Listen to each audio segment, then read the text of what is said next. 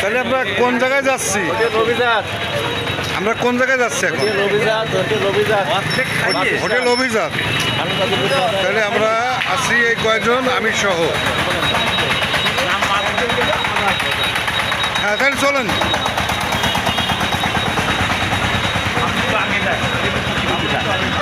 Hotel অভিজাতের উদ্দেশ্যে আমরা রওনা করলাম।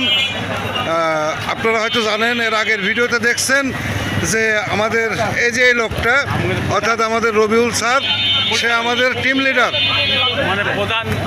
হ্যাঁ, টিম লিডারের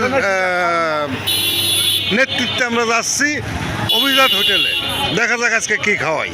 আজকে আছে আপ্যায়ন আছে, খাসির মাংস আছে, ডাউল আছে, ভাত, সবজি, আর ওর সঙ্গে একটা ডিমের ব্যবস্থা করা হয়েছে। মোটামুটি দেখি যাই, আর বাদ বাকি হোটেলবেলা কী করে না করে খাওয়ার। ঠিক আছে, পরে কথা হবে আবার। হ্যাঁ, ধন্যবাদ ডাক্তার ভাই।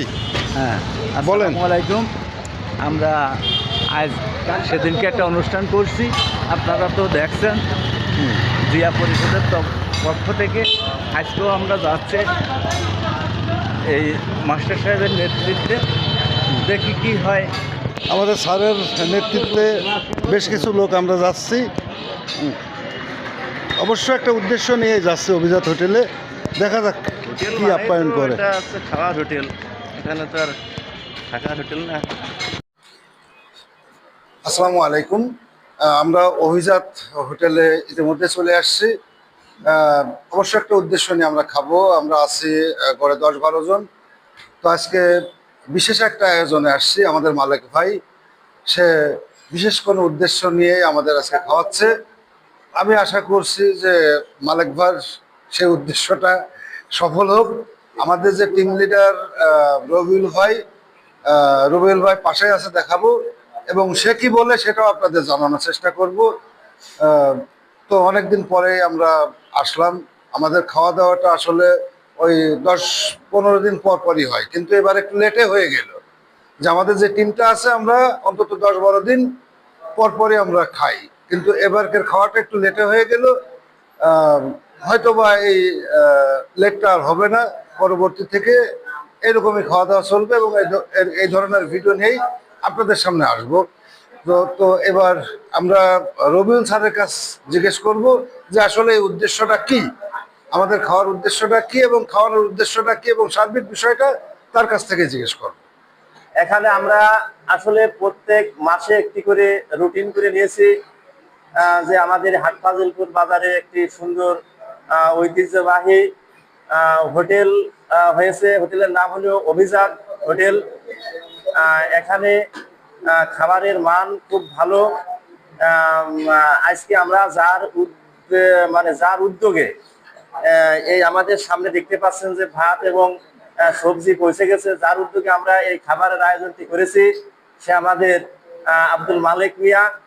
তার সার্বিক তত্ত্বাবধান, তার আর্থিক প্রচেষ্টার মাধ্যমে আজকে আমাদের এই খাবার, হয়তো আমাদের সামনের মাসে আরেকজন হয়তো এরকমের অর্থ দিয়ে সে আমাদের খাওয়াতে পারে, সেটা স্বেচ্ছায় সে আমাদের বলবে।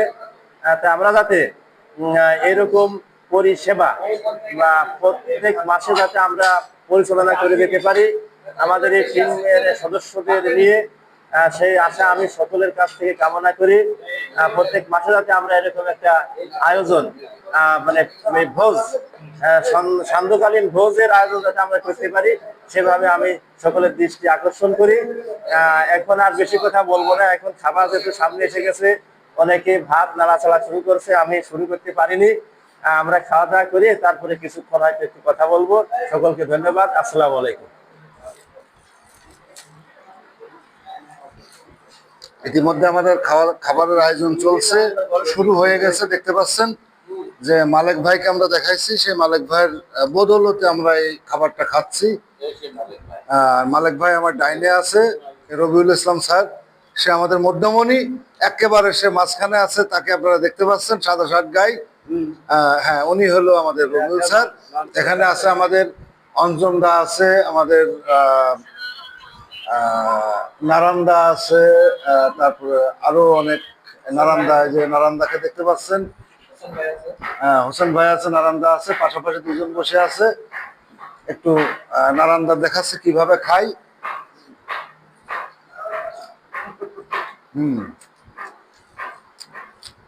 কেমন আছে নারান্দা? মোটামুটি ভালো লাগতেছে, ভালো লাগতেছে। লোকাল একটা বাজার হিসেবে বা লোকাল একটা এলাকা হিসেবে যে হোটেলটা, এই হোটেলটার মানটা আসলে কি রকম, খাওয়া দাওয়ার মান? আসলে বাজার হিসাবে যে হোটেলের যে মান দেখছি মোটামুটি ভালো।